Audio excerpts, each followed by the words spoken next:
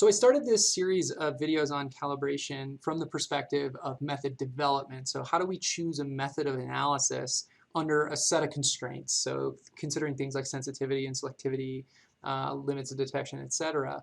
And now at the end of your analysis, how do you ensure that the method you chose was actually valid, that the data you got is trustable, that it's reportable, that you didn't have instrument drift massively through your analysis. How do you know that? Well, that opens up this huge can of worms called quality control and method validation, which is a field in and of itself that has most of its roots in statistical analysis.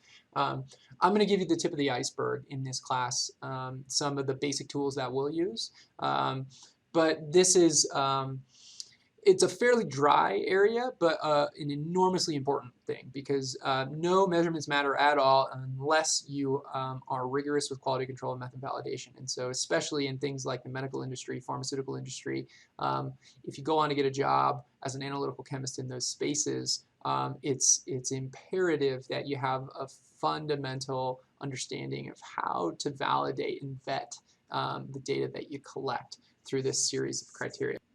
So the first metric to assess or validate your process and your analysis is to assess the linearity of your analysis.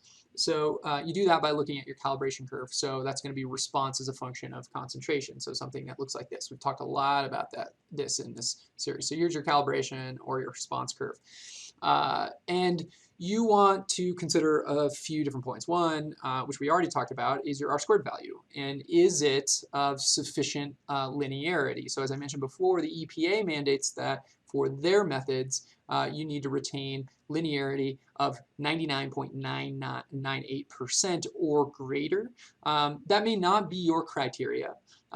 Your criteria may be different, and you can impose that if you're the one designing or dictating how the data is going to be used.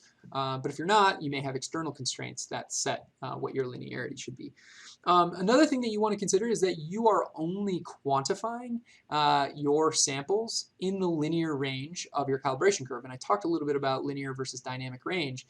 In this case, what that means is your samples or your standards encompass this range from this concentration on our x-axis to this concentration on our x-axis. So if you take a sample, some unknown sample, and you put it into your instrument and you process it, and it gives you a response that's, say, way up here, right? So if it's way up here, if this is your response value, then you look over on your calibration curve, that's going to be way over here, and that's going to lead to a concentration on our x that's way over here. That value, that response value, was above your highest standard, which was here, which means you're extrapolating beyond the linearity of this line. You have no idea what this line does out here. It could very rapidly drop off, it could change, it could go back and forth. So for you, you only know what this range is good for, from your low standard to your high standard, the lowest concentration that you ran to the highest concentration you ran. Anything outside of that range is off limits. You cannot quantify using your equation of the line unless the equation of the line encapsulates that data point. In this example, it doesn't. So no extrapolation is valid in this case. That is the basics of linearity to start with. So the next metric to establish method validation would be to look at the accuracy of your method. So how do you do that? Well, there's several different ways that we can think about evaluating the accuracy of our method. One is measure a standard reference material. So as I mentioned before, standard reference materials are these things that you can buy online where scientists have established with great rigor and robustness exactly what the concentration of certain analytes are in different matrices. And those are the closest thing to true that we have on this planet. And so you can buy these things. They're really expensive because they've been vetted so thoroughly. And you buy it, and then it comes with a certificate telling you exactly how much, with several significant figures, each of the analytes is present in that sample. So you take that thing, and then you run it on your method. And if your method doesn't give you the same answer statistically, right, that's a t-test that you would run, or a confidence interval test, then your method is not statistically valid. That's not an accurate number because it's not producing a known value as it should. So just to show you what these standard reference materials look like, this is NIST's website. So this is the National Institute of Standards and Technology. This is a national lab in the US that does exactly this stuff. So you can go to their system, nist.gov/SRM. Those are standard reference materials. Every SRM has a number. You can pop that in, or a keyword, or you can look through here. So these are some news and some updates. So you want to analyze turmeric. There is an SRM for turmeric. So it will provide you a certificate of all the stuff that's in there with high accuracy and precision. So if you are doing analysis of spices, specifically of spices like turmeric, this may be a good option for you. There's all sorts of stuff here, both biochemical, like DNA standard reference materials, but also inorganic, so ions, organic compounds in a variety of matrices. You may not find the exact matrix that you need to match, but there's often something that's pretty comparable. So maybe you're doing analysis of fatty acids in a tree in Africa, which I bring up because I did several years ago as part of a class that we published a paper on a few years ago, just for fun. And that particular tree is exotic, and you can't buy a standard reference material for that tree. But we were able to buy the leaf, a dried leaf of a tree that was from the same family. And so that provided a really nice standard reference material to validate our method, ensure that our numbers that we were producing are within the realm of the population that we should be producing statistically. Another way to validate accuracy would be to just measure the same samples with another method. Right? So if you have access to, in this case, if maybe you're measuring lead with atomic absorption, another way to measure lead is with inductively coupled plasma atomic emission spectroscopy. We have both of those tools. They're actually in the same room here on campus. So we could run the same samples on both and then compare the averages to see if they're statistically significant in their difference. That's a t-test, right? That's a paired t-test in this case. And so that would allow you to evaluate whether or not there's statistical significance. Typically, you're not just choosing two random methods. Typically, there's a gold standard method. There's a way that most people measure a particular analyte, and so it's best to choose the gold standard when you're doing your t-test comparison to your method, how you measure those. But that's another way to evaluate accuracy. Third way is to spike a sample with a known amount of your analyte. So this is actually similar to standard addition, except instead of using it to actually calibrate your instrument, you're just using it to check your numbers, make sure you're getting a reasonable number. And the idea here is that you take your sample, which is this thing, and then you add to it a precisely known amount of your analyte. And then you run it on your instrument, you get a response, and you should be able to recover all of, or have a response for, whatever you added plus your sample. And the way that we compute that is to compute this thing called a percent recovery or a spike recovery, depending on what text you're learning from. So you would take the concentration of the spiked sample minus the concentration of the unspiked sample, and then divide that by the concentration of the lead or the analyte that you added. So the concentration coming from the y equals mx plus b for the calibration curve used to quantify your analyte to begin with. So you would compute x for the sample with the spike in it. You would compute the concentration before of the unspiked sample. So you're always going to need an unspiked reference whenever you're doing a spike. So you're going to have your sample and a spiked version of that sample, the same sample. So you'll have the concentration of it when it's spiked, when it's unspiked, and then you'll have just the concentration of lead that you added, or the analyte that you added. And the goal here would be that the difference between spiked and unspiked sample is the same as what you added. Right? They should be, if you actually recovered it properly. The concentration added is a theoretical value based on what you knew to be the case when you added it. If the difference between unspiked and spiked is exactly the same as what you added, then you recovered all of that material, meaning all of the response that you got from the original amount of the analyte added. That's perfect. So you're looking for 100% recovery here. Oftentimes, methods will call for recoveries in the 90 to 110% range. I've seen methods that sometimes allow 80 to 120, and so often you're not just spiking one sample.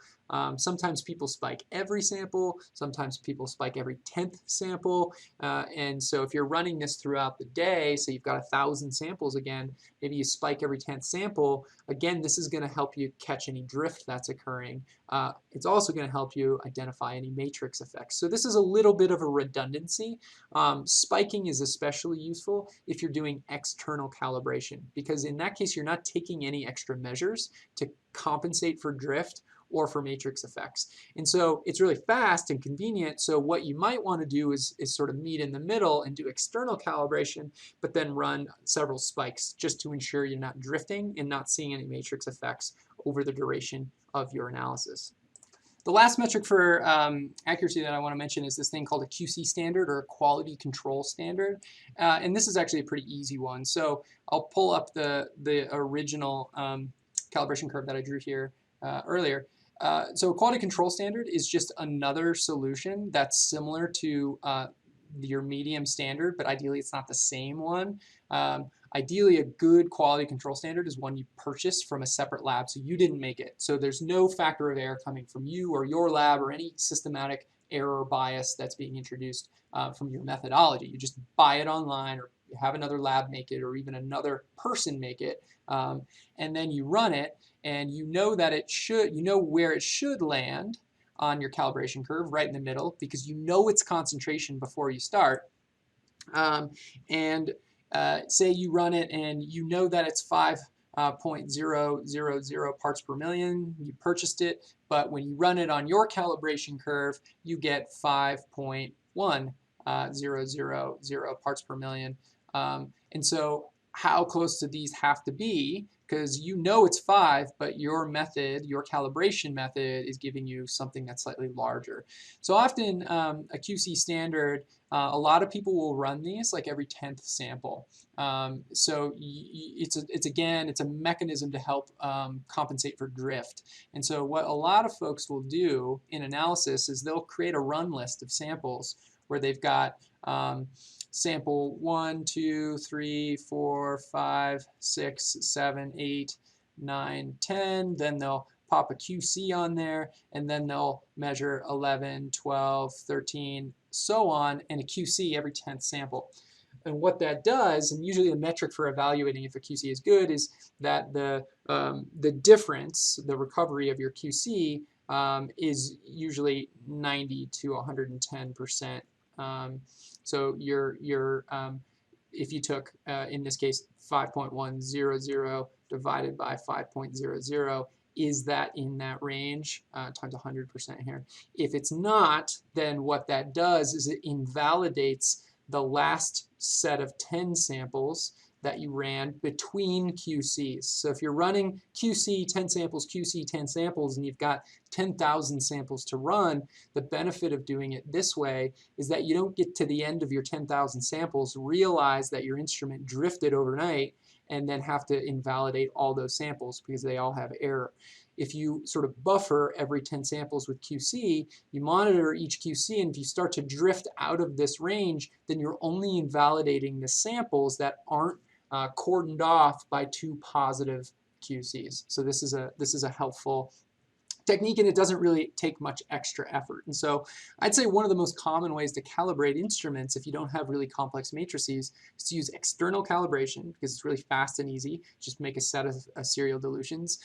You run a few spikes. Maybe you run a spike every 10 or 20 samples, and then you run a QC every 10 samples. And that's going to be probably the easiest and fastest way, but also ensure the most accurate delivery of data and the most accurate method validation. So of course, precision is the other metric that often gets lumped in with accuracy, but we know that precision is distinctly different in what it means. And so precision really is speaking to the reproducibility of the method. So if you run the same sample 10 times, you get the same result. And we use standard deviation in a distribution to tell us they're not going to be exactly the same because of random error, but they should be pretty close to each other. because of its only random error. An easy way to do this is to run replicate samples, and replicates is exactly what you think. It's just running the same sample more than once, and often replicates around 3 times, and that tells us the repeatability, and we use the relative standard deviation to tell us what's reasonable. So relative standard deviation, again, is going to be standard deviation divided by x bar, or average. If we ran our sample, the exact same sample 3 times, we take the standard deviation of it, divide by the average of that, multiplied by 100. And normally for repeatability, we're looking for things that are less than 5%, meaning if you run the same sample 3 times, it doesn't deviate by more than 5% in the value that you calculate or measure. Some methods may tolerate a little bit more than that. It really depends, again, on how you're going to use the data, but this is a pretty tried and true mechanism. If you look at a lot of EPA methods, they'll actually run every sample in triplicate. So if they run 1,000 samples, they're actually running that sample 3,000 times, and that ensures that they can have reproducible data, or at least a metric to tell whether or not the data is reproducible, in addition to all of the accuracy metrics that I mentioned before, things like QCs, spikes, etc. So you can start to see that an actual rigorous, thoughtful analysis in chemistry or physics requires lots of planning and actually lots more testing beyond simply just running a set of standards and a few samples. Okay, so the last metric that I want to talk about here is interference and bias. So those are things like, is there something that you're doing, whether that's how you processed your sample or how you injected your sample or how you analyze your data, that's causing some systematic error in what you're doing. There's a few different ways to do that, but most of these rely on these things called blanks. And we talked a little bit about blanks before. Blanks are these things that don't contain analyte. So no analyte, at least to the best of your abilities. But there's different types of blanks that exist. Even though the blank is still the same, you may do different things to it to sort of control or test for interference or bias in your methodology. And so one type of blank that's very common is something called a method blank. And this is it's a blank. So again, like if your sample is, say, water from Flint, and you're looking to test an analyte that is lead, you've got your sample, and your blank is going to be free of lead. So this is probably just DI water, and that is your blank because it has the same matrix. So it's nice and good, it just doesn't have lead in it. A method-specific blank is one where you take this water, this pure water, and you run it through everything that you would have done to your samples. So for instance, if you're going to analyze for lead in drinking water, not only are you going to put that into an atomic absorption spectrometer, but before you do any of that, you're probably going to filter your samples and you're probably going to acidify your samples. So if either of those steps is introducing error, meaning maybe one of those is contaminating your sample with lead, what you want to do is take just pure water and do the same things to it. Then analyze it using your method and look at the response for lead. It should be 0 or non-detect if you aren't introducing some of your analyte somewhere along the process. This is really important. It may seem trivial or semantics, but for instance, I run a nonprofit where we analyze for this stuff called PFAS, which is an acronym that stands for perfluorinated alkyl substances. So these are long, almost hydrocarbon changed, but all the hydrogens have been replaced with fluorines, so they're like perfluorinated soaps, and they're really bad for your body. They cause cancer, amongst other things. And we have a community about 10 minutes south of here that has the worst contamination in American history, with about 70,000 people that were poisoned over the course of 40 years. And so we run a nonprofit where we do free testing for this community, and in doing so we monitor how the PFAS is moving through bodies and through the environment. The reason I bring this up is because PFAS is the precursor to Teflon. It turns out that in chemistry, lots of equipment is made of Teflon. And in PFAS, it becomes toxic in the part per trillion levels. So when we're analyzing for PFAS, we do this really ultra trace analysis using a tool called tandem mass spectrometry, which you'll learn about in instrumental class. And we're measuring down into the single part per trillion, even sub-part per trillion levels. So even if your hands or your gloves come in contact with a sticky note or a Sharpie or plumber's tape or a fast food wrapper, all of those things contain trace amounts of Teflon, which contain trace amounts of PFAS, which will give ourselves an artificial background. We'll end up having PFAS in our sample even though it didn't come from the original source. So for us to control that and to ensure we're not introducing PFAS into our system, we take pure, super clean water and we run it through every step of our method, our filtration, our dilutions, everything that we do to our samples, we do to this blank, and then we measure it and we ensure that it comes to a value of 0. If it's non-zero, we know that something caused background contamination levels in our sample. That's the use of a method blank. A separate type of blank, which actually is intimately related to the method blank and really could be considered just a sort of subcategory of a method blank, is something called a reagent blank. And so imagine you're doing some analysis and it requires you to use a variety of different reagents. Maybe you have to derivatize your analyte, meaning you react it to change it into something else to make it, say, absorb light or fluoresce or something that's going to give you an analytical response. You don't know if that reagent itself is introducing some of your analyte as background. And so often you will take some amount of each of those reagents and run those through your instrument by themselves to ensure that they're clean, that they don't have any background. That would be considered a reagent blank in this case. A third example, which is really important if you're doing field work, is something called a field blank. And so again, if I relate back to this nonprofit that I run, we look at PFAS. It's called the Fountain Valley Water Project. We are often out in the field, especially in the summer, students are at least, and they are collecting samples from streams, lakes, different tributaries, but also from people's homes.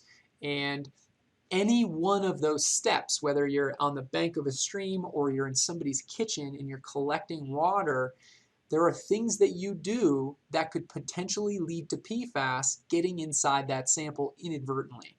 And so what we do to at least identify if that's the case is we take with us, every time we sample anything in the field, we take with us a separate small bottle of pure DI water. And with that, we take an empty bottle from which we'll collect our sample. So if we go to somebody's kitchen and we want to collect a sample, what we'll do is two things. We'll open up the cap first to our pure field blank water sample. So it's pure water from the lab. Then we'll open up the cap to our empty sample. And we will hold one in one hand, one in the other, and we'll fill up the sample from the tap. We'll close the cap, and then we'll close the cap on the field blank. So the field blank, I'll just write FB, we didn't add anything to it. All we did was expose it to all the environmental conditions that we did while we were sampling or while we had the sample vessel open. And so the idea is there, say you just ate fast food and you had residue of PFAS on your hands. Likely, if you contaminated your sample, you would have contaminated your field blank simultaneously because you treated it. Or what if the air inside this person's kitchen had lots of PFAS in it for some reason. Maybe they were using a Teflon nonstick pan to cook with shortly before you arrived, and that volatilized some of the PFAS. Both of those samples would have been exposed the same way. We run the field blank on the instrument. If we get a non-zero result, that means that that same amount of background PFAS must have been introduced to the sample. We can either nullify that sample and say it's no good, or we can choose to use that background that we measure in the field blank and actually subtract it from our sample and say, well, if it's in the field blank and it wasn't meant to be in the sample, we can assume they're the same. That may be a good assumption, maybe a bad assumption, and we can subtract it. Different methods call for different procedures depending, again, on the end use data.